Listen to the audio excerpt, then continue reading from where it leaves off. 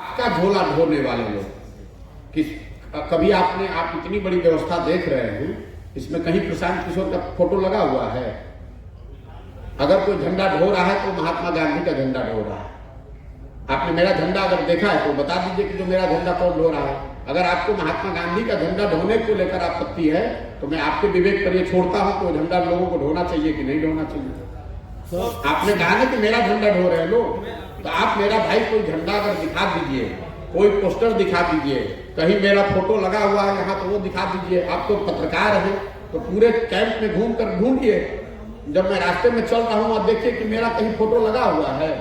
जो झंडा लोग लेकर चल रहे हैं वो गांधी जी का झंडा लेकर चल रहे हैं। अगर आपको ऑब्जेक्शन है गांधी जी का झंडा लेकर चलने में तो आप अपने रास्ता खुद ही तय कर लीजिए। सर प्रशांत सर कोई वादा किए हैं मेरे भाई? झोला ढोने की बात कर रहे हैं तो आप में से पहले तय कर लीजिए कौन पूछ रहा है।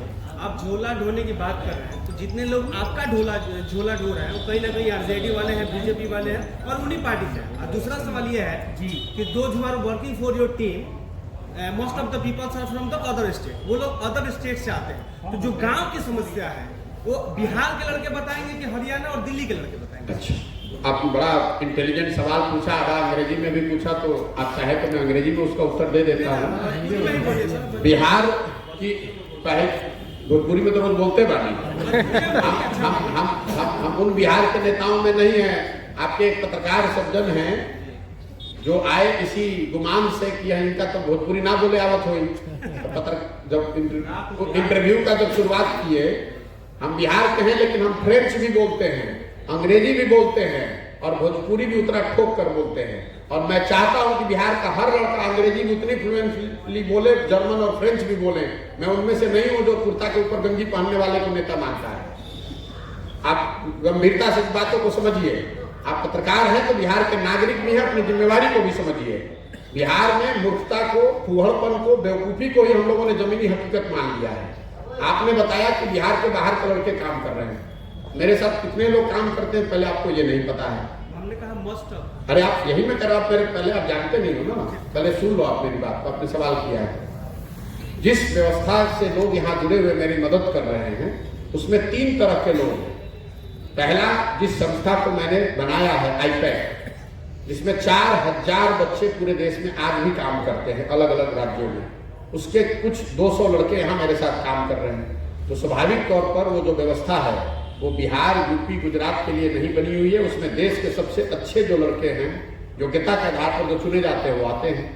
उसके अलावा जो दूसरे सेक्ट के लोग काम कर रहे हैं वो जन सुराज फेलोशिप जो हम लोग चला रहे हैं, उसमें 90% लड़के वो बिहार के लड़के हैं जो दूसरे जगह पर काम कर रहे हैं लेकिन बिहार में अपने लिए राजनीतिक सामाजिक स्थिति में आकर कुछ योगदान करना चाहते हैं। नेता नहीं बनना चाहते हैं लेकिन कुछ योगदान करना चाहते हैं। उसके लिए मैंने फेलोशिप शुरू की है जिसमें 350 लड़के मेरे साथ काम कर रहे हैं। और इन दोनों के बाद जन सुराज अभियान के तहत जो लोग वॉलंटियर्स हैं, जो हमारे साथ यहाँ रहते हैं या यहाँ पर काम करते हैं, 1000 से ज्यादा लोग पूरे देश विदेश से जो बिहार के पृष्ठभूमि के हैं, जो डिजिटली या अदरवाइज जुड़े हुए हैं, जो इन सारी सूचनाओं पर बैठकर काम करते हैं।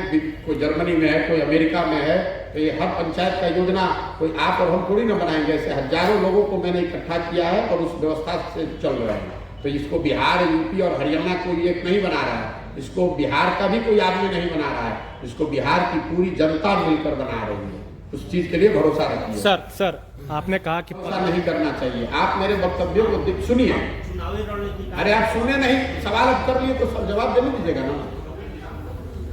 मुसीबत ये है यहाँ के नेताओं की तरह, यहाँ के अफसरों की तरह पत्रकारों में भी ये बात हो गई, किसी चीज को करने से पहले ना उसकी तैयारी किए।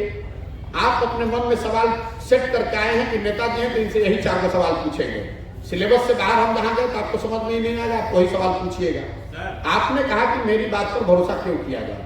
मैं हर मीटिंग में डंके की चोट पर, कैमरे पर रोज कहता हूं कि मेरी बात पर बिल्कुल भरोसा मत कीजिए। मैं रोज कह रहा हूं इस बात को कि मेरी बात पर बिल्कुल भरोसा मत कीजिए, मेरे कथनी पर मत जाइए। मैं जो कर रहा हूं उसको देखिए, समझिए, मूल्यांकन कीजिए। सही लगे तो ठीक से जुड़िएगा, नहीं ठीक लगे तो इससे मत जुड़िएगा। जो मैं वक्तव्य दे रहा हूं उस पर न सवाल कीजिएगा। प्रशांत सर आप